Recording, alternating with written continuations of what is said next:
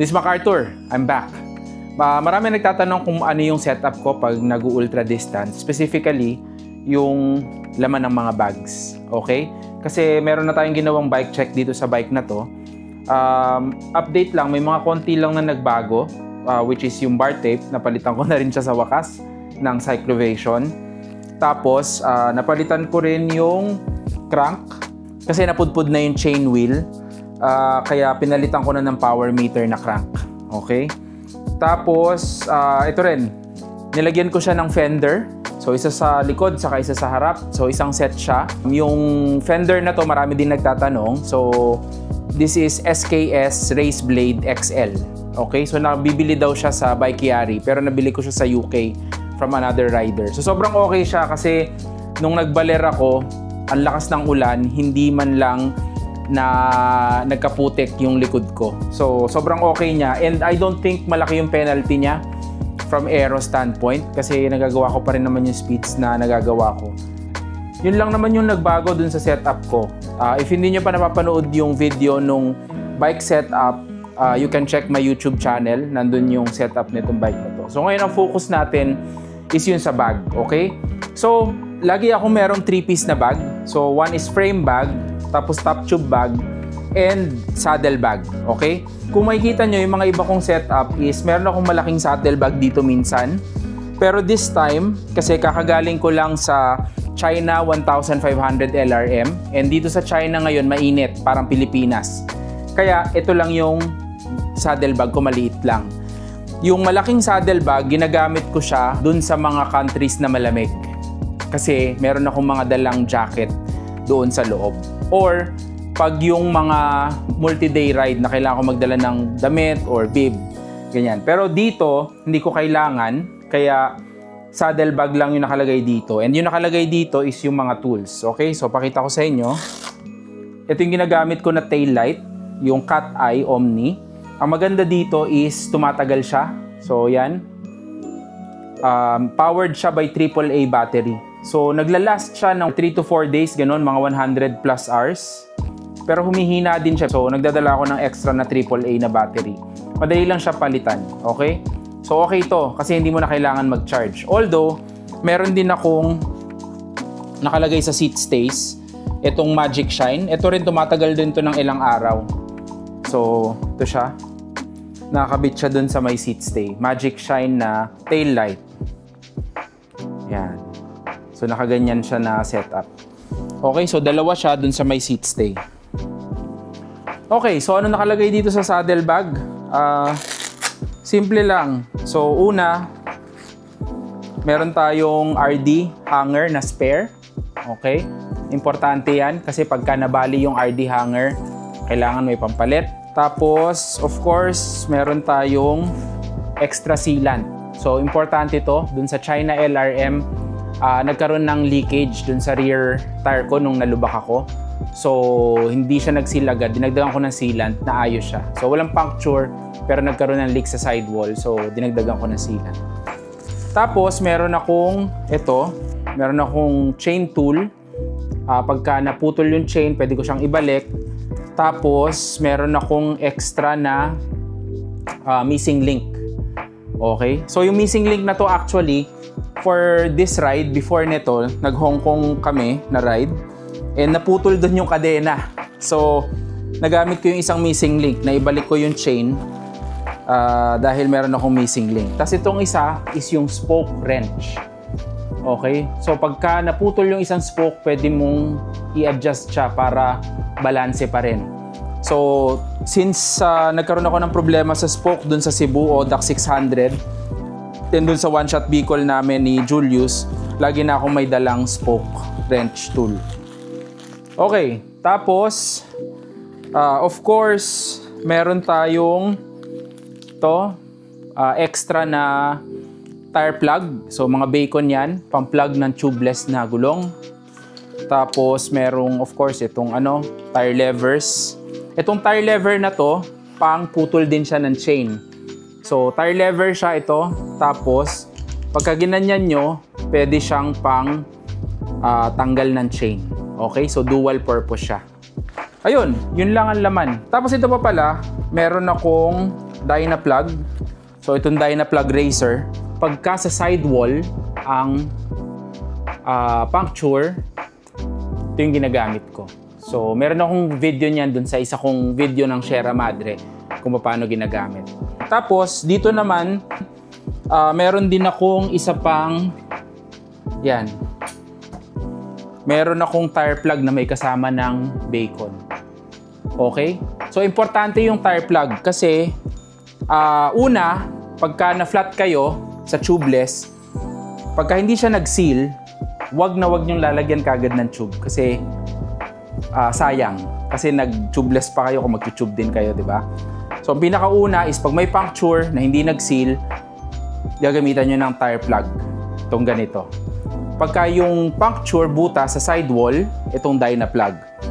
Pagka hindi pa rin, wala namang puncture, meron lang leakage, dadagdagan nyo lang ng sealant. Okay? So, kailangan nyo rin ng extra sealant. Tapos, meron pang isa is, katulad nung nangyari sa akin, yung tire pressure ko sa gulong is 55 PSI. Pero lumalambot siya to 41 PSI. So, hinayaan ko lang siya na 41 PSI para mag-seal siya. Okay, so pinatakbo ko lang yung bike 41 PSI para mag-seal. Kasi minsan, yung sealant, hindi siya nagsiseal pag mataas masyado yung pressure. So, kailangan yung hayaan siyang mag-seal at a lower pressure. Pag okay na siya, pwede nyo na ulit itaas yung PSI. So, yun yung 3 ways ng pag-aayos ng tubeless without using a tube. So, speaking of tube, meron akong extra na tube. So, pagka nag-multi-day ride ako, isang tube lang actually ang dala ko. Okay? Kasi, ina-expect ko na hindi ako gagamit ng tube. Kasi una, pagka meron akong multi-day ride, bago lagi yung gulong. So, pag bago yung gulong, mas less yung chance ng puncture. So, kaya isa lang ang dala ko. Pero meron akong dalang mga patch kit. Saka butyl tube, hindi TPU yung gamit ko. Kasi yung TPU, pagka nasira, hindi mo na marirepair. 2 ride na yung nangyari sa akin na 3 yung TPU ko naubos lahat. So, ang dala ko is yung butyl at saka patch kit. Pero, meron din akong dalang tire boot. Pagka na-slash yung gulong nyo, doon na kayo gagamit ng tire boot. Okay? So, yung iba ginagamit yung 20 pesos, card or something. So, ang gamit ko is itong Park Tool na tire boot, TB2. So, may adhesive siya. So, kung meron kang slash sa sidewall, yung hindi mo na mapaplug, didikit mo siya doon. Okay. So, ito yon. Isa pang nakalagay dito sa frame bag is itong mga charger. So, meron akong maliit na charger. Yan. Yung ganito lang, maliit lang na cube. Para kung kunyari, nasa resto kami kumakain, nasa hotel, matcha-charge ko yung phone ko. Tapos, meron din akong charger nung battery ng SRAM na derailleur. Tapos, may extra din ako na battery. 2 battery yung dala ko na extra. So, ito yon. Okay? Tapos meron din akong dalang extra na battery ng DJI Osmo Action. Yan. So, ito rin yun. Dito naman sa top tube bag, meron akong power bank. So, ito yung gamit ko. Yung Xiaomi. Maliit lang to, pero 10,000 mAh. So, actually, tatagal to ng 2 araw. Matcha-charge na yung phone nyo at saka yung mga ibang devices. Okay, tapos ano pa yung nakalagay dito sa bag? Wrench set. Okay, so bakit ganito yung gamit ko, hindi yung multi-tool? Kasi ang hirap gamitin ng multi-tool. Diba yung multi-tool, pag bubuksan mo, ganyan, tapos minsan, ang hirap niya iikot. So, ito na lang. Mas magaan pa ito kaysa dun sa multi-tool. Ang bigat kasi ng multi-tool, may mga things dun na hindi mo naman kailangan. So, ito, lagi ito naka-ready dito para easy access. Meron din akong ito, Xiaomi cream, panglagay sa butt. Para hindi sumakit. Tapos meron din akong extra na ilaw. So, yung ilaw na gamit ko is itong Magic Shine RN1500. So, sa Lazada ito nabibili. O Lazada or Shopee. Okay to kasi yung lowest setting niya kaya ng isang buong gabi. Okay, pero meron akong extra na isa. Yung isa, nakalagay lang dito sa frame bag. Okay, tapos yung isa nandito. Tapos, yung isa pang nakalagay dito sa frame bag is, of course, itong ating electronic pump. Okay, so ito lang ang dala ko. Wala akong dalang manual pump kasi meron naman akong dalang power bank.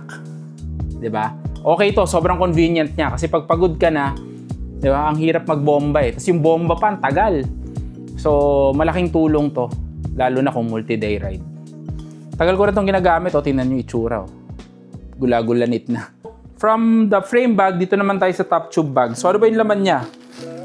Yung isa niyan laman, una is itong mga gummies. Throughout the ride, so puno yan. Ito yung kinakain ko. Tapos, dito sa top tube bag, meron din akong mga extra na tubeless plug bacon strips. Okay? Yan. Tapos extra battery, CR2032. And ito, itong USB-C to Garmin adapter. Kasi, pagka multi-day ride, yung daily ride, dito ko nire-record sa Garmin for runner na watch. Tapos, yung full ride, dito ko nire-record sa Coros Dura. Okay? So, kaya everyday, nag-upload ako ng daily ride ko para may backup na rin. Bukod doon sa mga nakalagay sa bag, meron din akong mga nilalagay sa bulsa. Okay? So, sa bulsa, generally, mga pagkain. So, doon sa right ko na pocket, ito yung mga nakalagay, mga gel. So, ang gamit ko is yung GU. Nabili ko to kay Boss Frank. Kasi wala kami tinda sa tindahan. Pero eventually, baka magkaroon din kami nito. Okay, tapos meron din sa akin si Joseph na pinagamit na honey. So, meron akong isang bote ng honey. Ubus na siya. Dito ko naman nilalagay sa left pocket. Okay, tapos dun sa likod na pocket ko, mga pagkain. So, mga tinapay. So, kung ano yung mababaon ko na solid food, dun ko sa back pocket ko nilalagay. Saka yung cellphone. Okay, to summarize. So, ano yung mga essential sa multi-day ride? Number 1 is yung mga tools. So, kailangan kumpleto ka sa tool kasi unsupported ride yon, dapat self-sufficient. Tapos, bukod doon, kailangan mo ng mga pang-charge sa mga electronics mo and yung pagkain. Yun yung mga essentials pagka nag-multi-day ride. And yun din yung mga laman ng bag ko. Pero pag malamig, like mga single digit, kailangan mo na ng mas malaking saddle bag kasi doon mo ilalagay yung mga jacket, yung warmer, yung panlagay sa shoes, shoe cover. Kaya yung sa UK namin, gumamit ako noong malaking saddle bag. Okay, tapos isa pa palang gamit ko for this ride is itong Camelback na hydration pack. So, dito ko nilalagay either tubig or minsan tubig with yung electrolyte na tablet or Gatorade Pocari Sweat. So, depende kung ano yung ma-access ko. Kasi, kaya ako na may Camelback is yung mga checkpoints is malalayo.